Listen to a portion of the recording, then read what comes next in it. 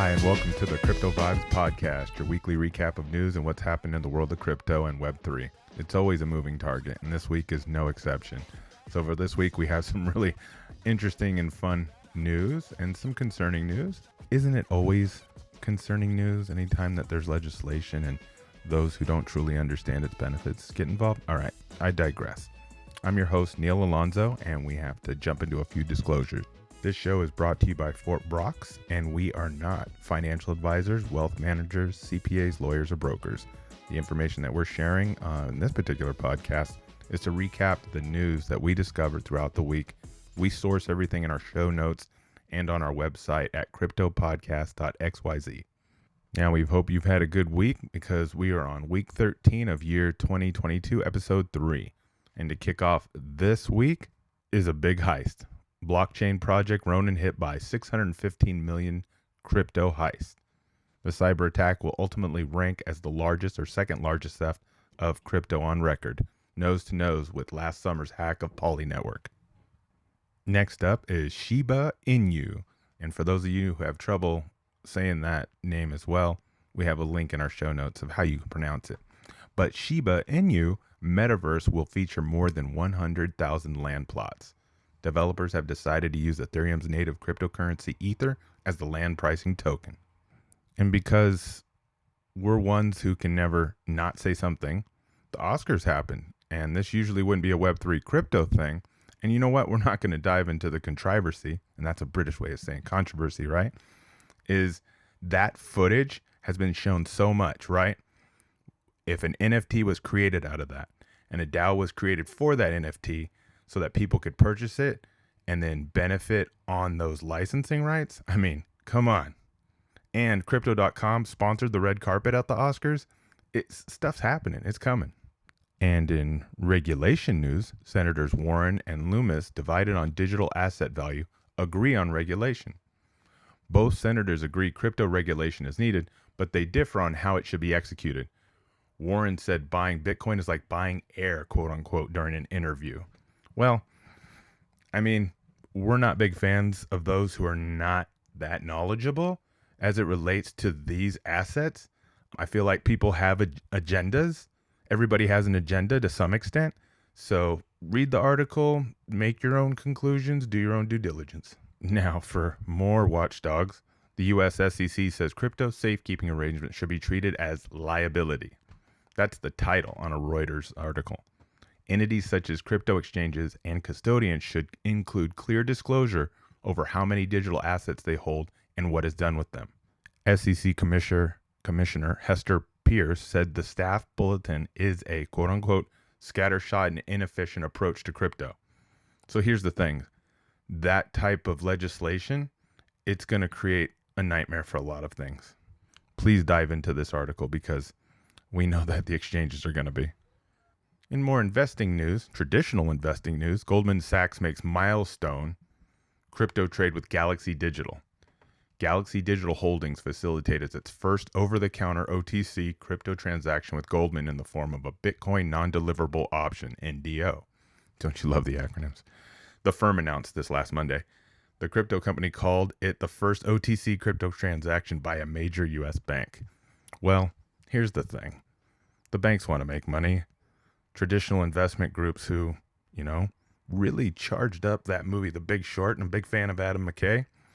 I'm curious to see what they want to do centralized in a decentralized environment. It's going to be interesting. My overuse of the word interesting can be said again because Ted Cruz's Senate bill on CBDCs, which is centralized bank digital currencies, replicates January House proposal. The senator's legislation calls to prohibit the Federal Reserve from issuing a government-backed currency to individuals. Decentralization, centralization. Do we really need CBDCs? Again, do your own due diligence. I'm of the belief we don't. Another acronym, BAYC, Bored Ape Yacht Club, says Discord briefly compromised, tells users to avoid Discord for minting ape NFTs. A ticket tool on Discord was briefly compromised and caught by the BAYC team in early Asian hours on Friday. It also affected other NFT projects.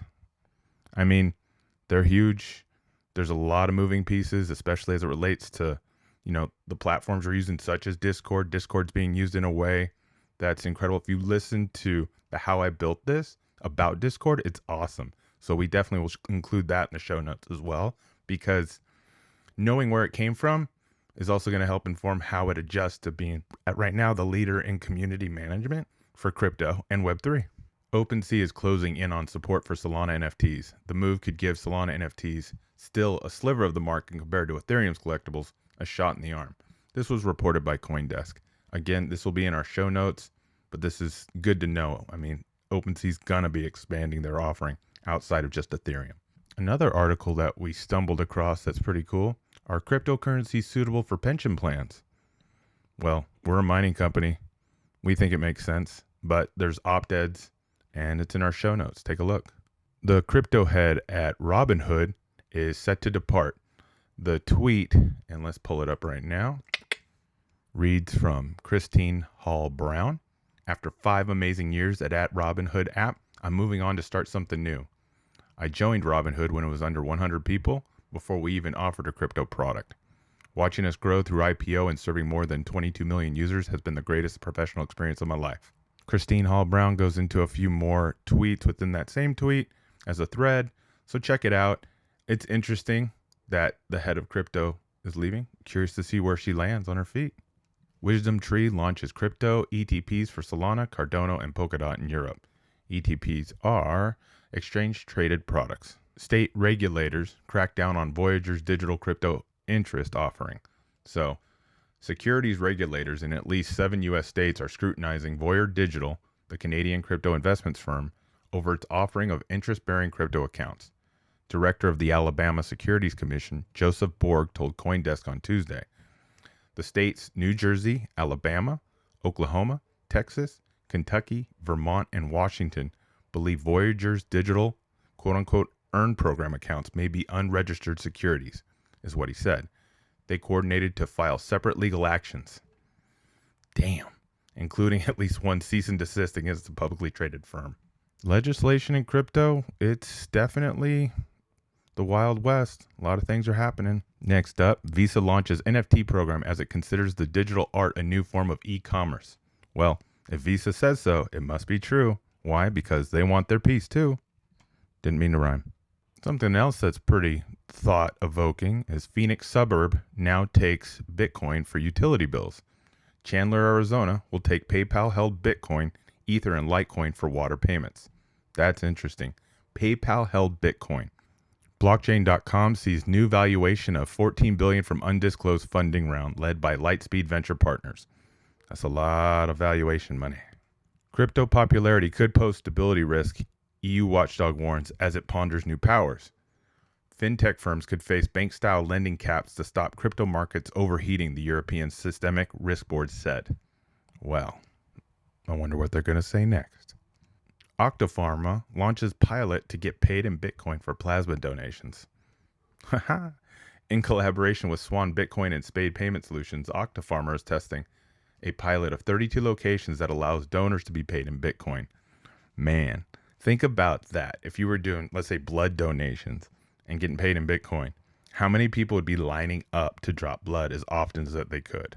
Because, I mean, you get paid in, let's say, $1, $20, however much, it's only going to be worth that much. And with inflation, it's not going to be worth much more. But if you got paid in Bitcoin, you could effectively donate for, I don't know, a few months, few years. And if Bitcoin goes up enough, you just built yourself a nice little nest egg. Twitch co-founder Justin Kan raises $35 million seed round for Fractal, a new marketplace for gaming NFTs from Paradigm and Multicoin Capital. India's crypto tax takes effect, with industry fearing it will stifle growth. India's controversial 30% tax on cryptocurrency profits have come into effect ahead of a planned additional 1% TDS tax in July.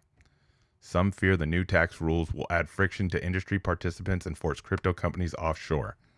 Yeah, the United States is already having a lot of business pushed offshore because of the way that they're treating it.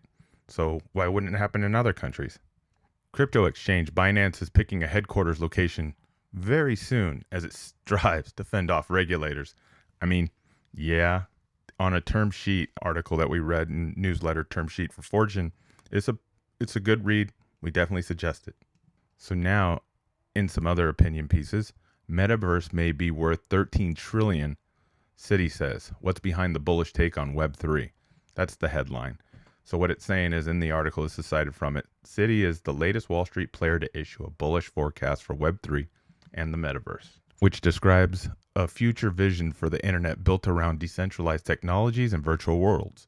The Metaverse economy could be an 8 trillion to 13 trillion total addressable market by 2030, Citi said in a research report published this last Thursday. Don't you like that range, 8 to 13 trillion? That's $5 trillion difference. It sounds like Nielsen ratings almost, in the sense of, accuracy. Anarcher plans to move part of its operations into a DAO over time, decentralized autonomous organization. The article reports Web3 infrastructure provider Anarcher is disrupting itself. What the team describes as a, quote, shift from platform to protocol is aimed at placing community-run nodes at the center of its strategy. And to round out this week's news, Washington State signs bill to study blockchain technology. So on this last Wednesday, Washington State Governor Jay Inslee, sorry if I said your name wrong, signed a bill declaring that the Pacific Northwestern state will study the benefits of blockchain technology in key industries. In particular, the Senate Bill 5544 will see multiple stakeholders across the blockchain industry examining use cases across the banking and finance sectors.